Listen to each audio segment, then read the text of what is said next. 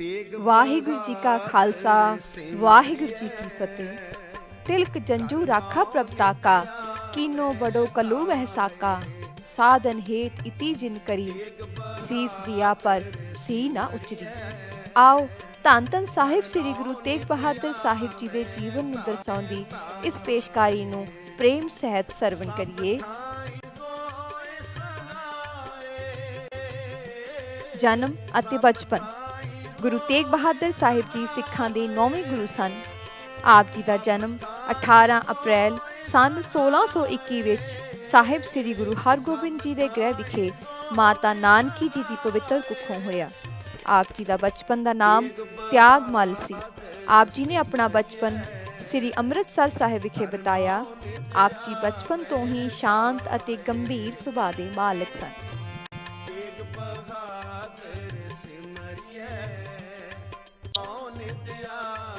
ਮੁੱਢਲੀ ਵਿੱਦਿਆ।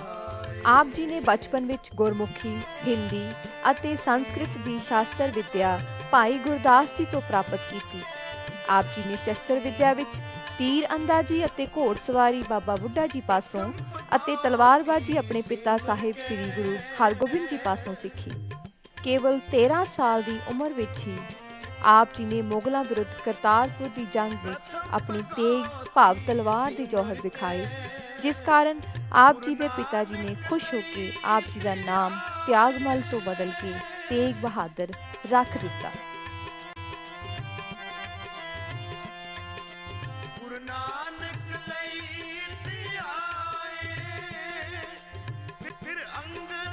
ਗ੍ਰਹਿਸਥ ਜੀਵਨ। ਆਪ ਜੀ ਦਾ ਵਿਆਹ ਸਨ 1632 ਵਿੱਚ ਮਾਤਾ ਗੁਜਰੀ ਨਾਲ ਕਰਤਾਰਪੁਰ ਵਿਖੇ ਹੋਇਆ।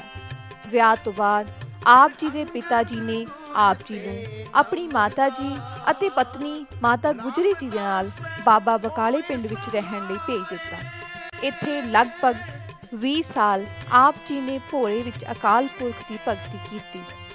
ਆਪ ਜੀ ਦੇ ਗ੍ਰਹਿ ਵਿਖੇ ਸਨ 1666 ਵਿੱਚ ਸਪੁੱਤਰ ਗੋਬਿੰਦ ਰਾਏ ਨੇ ਜਨਮ ਲਿਆ।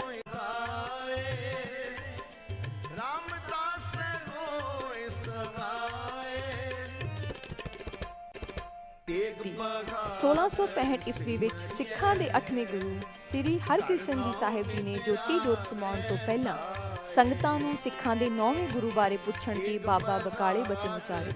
ਇਸ ਘਟਨਾ ਤੋਂ ਬਾਅਦ ਬਕਾਲੇ ਪਿੰਡ ਵਿੱਚ 22 ਮੰਜੀਆਂ ਲਗਾ ਕੇ ਕੁਝ ਲੋਕ ਆਪਣੇ ਆਪ ਨੂੰ ਗੁਰੂ ਸਾਹਿਬ ਕਹਿਣ ਲੱਗੇ।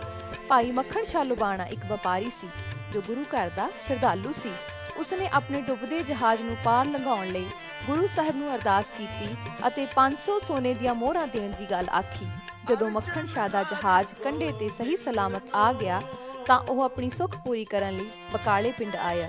ਇੱਥੇ 22 ਮੰਜੀਆਂ ਦੇਖ ਕੇ ਉਹ ਹੈਰਾਨ ਹੋ ਗਿਆ। ਉਸਨੇ ਸਭ ਨੂੰ 2-2 ਮੋਹਰਾਂ ਭੇਂਟ ਕੀਤੀਆਂ, ਪਰ ਜਦੋਂ ਮੱਖਣ ਸ਼ਾਹ ਗੁਰੂ ਸਾਹਿਬ ਨੂੰ 2 ਮੋਹਰਾਂ ਭੇਂਟ ਕਰਕੇ ਜਾਣ ਲੱਗਾ ਤਾਂ ਗੁਰੂ ਜੀ ਨੇ ਕਿਹਾ, ਭਾਈ ਆਪ ਜੀ ਨੇ ਤਾਂ ਅਕਾਲ ਪੁਰਖ ਨੂੰ 500 ਮੋਹਰਾਂ ਦੇਣ ਦਾ ਵਾਅਦਾ ਕੀਤਾ ਸੀ। ਇਹ ਗੱਲ ਸੁਣ ਕੇ ਮੱਖਣ ਸ਼ਾਹ ਬਹੁਤ ਖੁਸ਼ ਹੋਇਆ।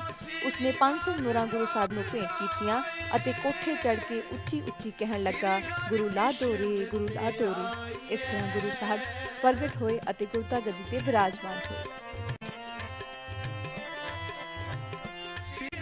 ਸਿੱਖੀ ਦਾ ਪ੍ਰਚਾਰ। ਗੁਰੂ ਸਾਹਿਬ ਨੇ ਬਿਲਾਸਪੁਰ ਦੇ ਰਾਜੇ ਭੀਮ ਚੰਦ ਪਾਸੋਂ ਮਾਖੋਵਾਲ ਪਿੰਡ 500 ਮੋਹਰਾਂ ਦੇ ਕੇ ਖਰੀਦਿਆ ਅਤੇ ਇਸ ਦਾ ਨਾਮ ਚੱਕ ਮਾਤਾ ਨਾਨਕੀ ਰੱਖਿਆ, ਜਿਸ ਨੂੰ ਅੱਜ-ਕੱਲ ਅਨੰਦਪੁਰ ਸਾਹਿਬ ਵਜੋਂ ਜਾਣਿਆ ਜਾਂਦਾ ਹੈ।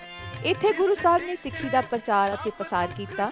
ਇਸ ਤੋਂ ਬਾਅਦ ਆਪ ਜੀ ਨੇ ਪੂਰਬ ਦਿਸ਼ਾ ਵਿੱਚ ਪਟਨਾ, ਬਿਹਾਰ, ਅਸਾਮ, ਬੰਗਲਾਦੇਸ਼ ਅਤੇ ਹੋਰ ਅਨੇਕਾਂ ਇਲਾਕਿਆਂ ਵਿੱਚ ਜਾ ਕੇ ਲੋਕਾਂ ਨੂੰ ਅੰਧ ਵਿਸ਼ਵਾਸ ਅਤੇ ਜਾਦੂ ਟੂਣਿਆਂ ਤੋਂ ਵਰਜ ਕੇ ਸਿੱਖੀ ਸਿਧਾਂਤ ਨਾਲ ਜੋੜਿਆ। ਅੰਤ ਆਪ ਜੀ ਪੰਜਾਬ ਆ ਗਏ। ਗੁਰੂ ਜੀ ਵਾਤਾਵਰਨ ਅਤੇ ਕੁਦਰਤ ਦੇ ਪ੍ਰੇਮੀ ਸਨ। ਆਪ ਜੀ ਨੇ ਆਪਣੀਆਂ ਯਾਤਰਾਵਾਂ ਦੌਰਾਨ ਜਿੱਥੇ-ਜਿੱਥੇ ਵੀ ਡੇਰੇ ਲਾਏ, ਉੱਥੇ ਰੁੱਖ ਲਗਾਉਂਦੇ ਰਹੇ ਅਤੇ ਬਾਗ ਬਗੀਚੇ ਤਿਆਰ ਕਰਵਾਉਂਦੇ ਰਹੇ।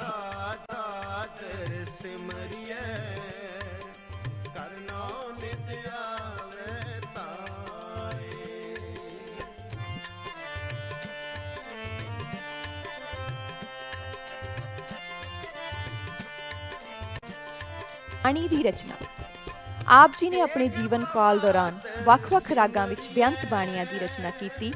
ਆਪ ਜੀ ਵੱਲੋਂ ਰਚੀ ਗਈ ਬਾਣੀ ਦੇ ਕੁੱਲ 59 ਪਦੇ 15 ਰਾਗਾਂ ਵਿੱਚ, ਜਿਨ੍ਹਾਂ ਵਿੱਚ ਰਾਗ ਗੌੜੀ, आसा, देव गंधारी, बिहागड़ा, सोरठ, तनासरी, जैतसरी, टोटी, तिलंग, बिलावल, रामकली, मारू, बसंत, सारंग ਅਤੇ ਜੈਜਾਵੰਤੀ ਰਾਗ ਸ਼ਾਮਿਲ ਹਨ ਅਤੇ 57 ਸ਼ਲੋਕ ਸਾਹਿਬ ਸ੍ਰੀ ਗੁਰੂ ਗ੍ਰੰਥ ਸਾਹਿਬ ਵਿੱਚ ਦਰਜ ਹਨ।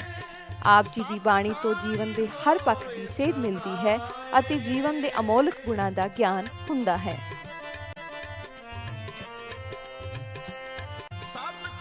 ਧਰਮ ਦੀ ਰਾਖੀ। ਮੁਗਲ ਬਾਦਸ਼ਾਹ ਔਰੰਗਜ਼ੇਬ ਦਾ ਜ਼ੁਲਮ ਦਿਨੋਂ ਦਿਨ ਵੱਧਦਾ ਜਾ ਰਿਹਾ ਸੀ ਅਤੇ ਉਹ ਹਿੰਦੂਆਂ ਦਾ ਜਬਰੀ ਧਰਮ ਪਰਿਵਰਤਨ ਕਰ ਰਿਹਾ ਸੀ। ਇਸ ਜ਼ੁਲਮ ਦਾ ਸ਼ਿਕਾਰ ਹੋਏ ਕਸ਼ਮੀਰੀ ਪੰਡਤਾਂ ਨੇ ਗੁਰੂ ਸਾਹਿਬ ਕੋਲ ਆ ਕੇ ਫਰਿਆਦ ਕੀਤੀ ਅਤੇ ਕਿਹਾ ਕਿ ਜੇ ਕੋਈ ਧਰਮ ਗੁਰੂ ਆਪਣੀ ਕੁਰਬਾਨੀ ਦੇਵੇ ਤਾਂ ਔਰੰਗਜ਼ੇਬ ਇਸ ਜ਼ੁਲਮ ਨੂੰ ਬੰਦ ਕਰ ਦੇਵੇਗਾ। ਕਸ਼ਮੀਰੀ ਪੰਡਤਾਂ ਦੀ ਇਹ ਪੁਕਾਰ ਸੁਣ ਕੇ ਗੁਰੂ ਸਾਹਿਬ ਆਪਣੀ ਗ੍ਰਿਫਤਾਰੀ ਦੇਣ ਲਈ ਦਿੱਲੀ ਵੱਲ ਚੱਲ ਪਏ। ਗੁਰੂ ਜੀ ਦੇ ਨਾਲ ਭਾਈ ਮਤੀ ਦਾਸ ਜੀ, ਭਾਈ ਸਤੀ ਦਾਸ ਜੀ, ਭਾਈ ਦਿਆਲਾ ਜੀ ਅਤੇ 2 ਸਿੱਖ ਹੋਰ ਸਨ।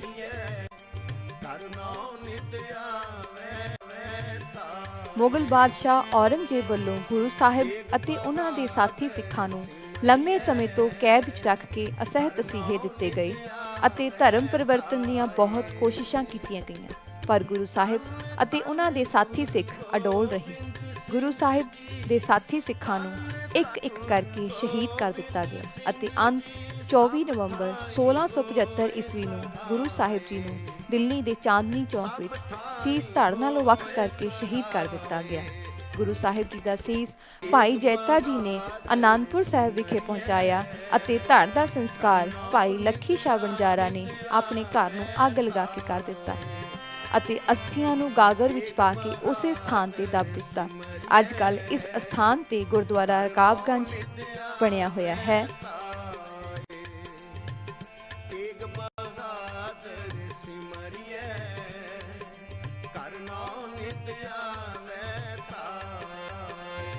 ਇਸ ਪੇਸ਼ਕਾਰੀ ਨੂੰ ਦੇਖਣ ਲਈ ਆਪ ਸਭ ਦਾ ਬਹੁਤ-ਬਹੁਤ ਧੰਨਵਾਦ। ਵਾਹਿਗੁਰੂ ਜੀ ਕਾ ਖਾਲਸਾ, ਵਾਹਿਗੁਰੂ ਜੀ ਕੀ ਫਤਿਹ।